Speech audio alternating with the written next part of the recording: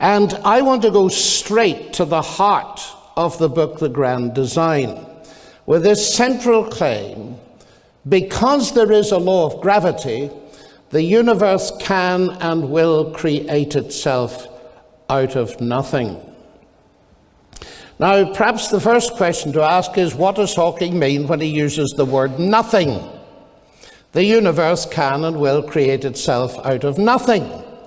Because notice the assumption in the first part of that statement: because there is a law of gravity.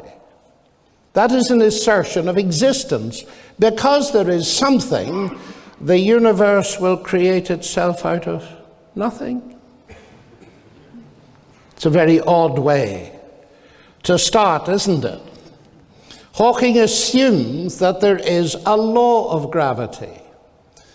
But one might want to be generous and presume that he also assumes that gravity exists, for the simple reason that an abstract mathematical law on its own would be vacuous with nothing to describe, a point to which I shall return.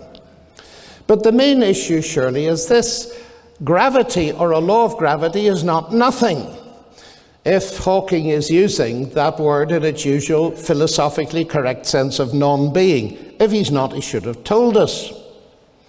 So the heart of this book appears to be an assertion that the universe is simultaneously created from nothing and from something, which I do not regard as a very promising start.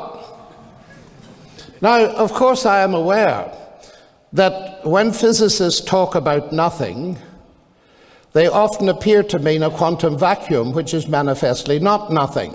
And Hawking alludes to it later in the book. We are a product, he says, of quantum fluctuations in the very early universe. I'm tempted to suspect that a lot of this is a bit too much ado about nothing.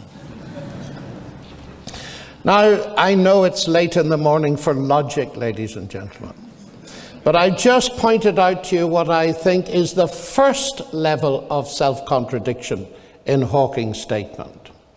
But I believe there to be three.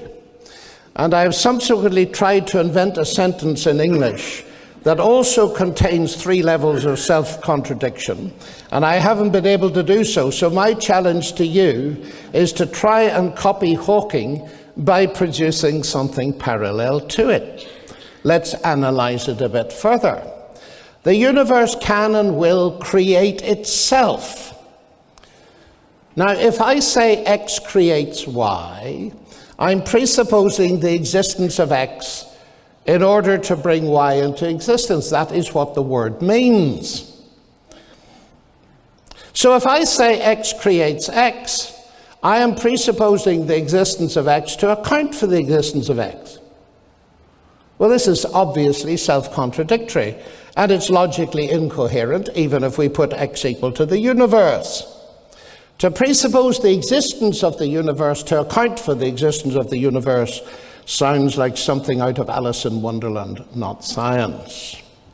Now, that's a second distinct level of contradiction. The first one, you will recall, is the universe is created out of something which is nothing.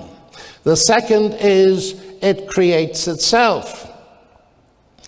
But then the notion that the law of gravity, that a law of nature explains the existence of the universe, is also self-contradictory.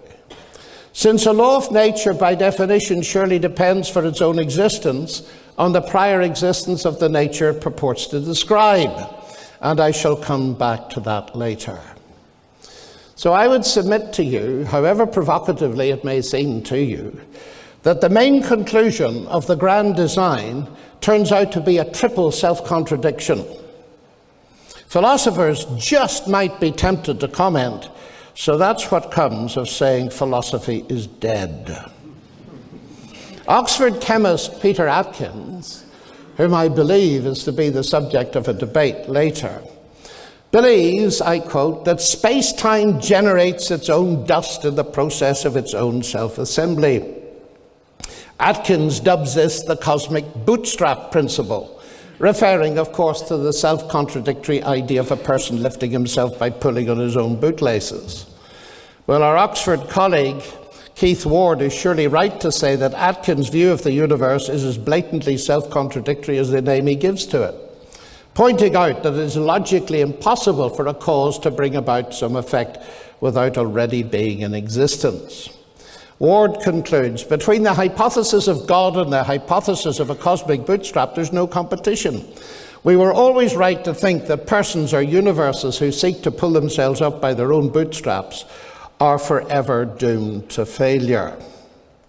What this goes to show, ladies and gentlemen, is that nonsense remains nonsense even when it's talked by world-famous scientists. But what it serves to obscure, what serves to obscure the illogicality is the fact that the statements are made by scientists. Because it seems to me in the whole contemporary debate, one of the dangers, a real danger, is that we confuse a statement by a scientist with a statement of science. Not all statements by scientists are statements of science, and therefore they do not enjoy whatever authority you ascribe to science itself. Immense prestige and authority do not compensate for faulty logic. Now, the worrying thing about all of this to me is that this illogical notion of the universe creating itself out of a nothing, which is a something, by a law of gravity, which appears to exist without gravity itself, possibly, is not a peripheral point in the book, The Grand Design. It's the key argument. And if the key argument is invalid, in one sense, there's little left to say.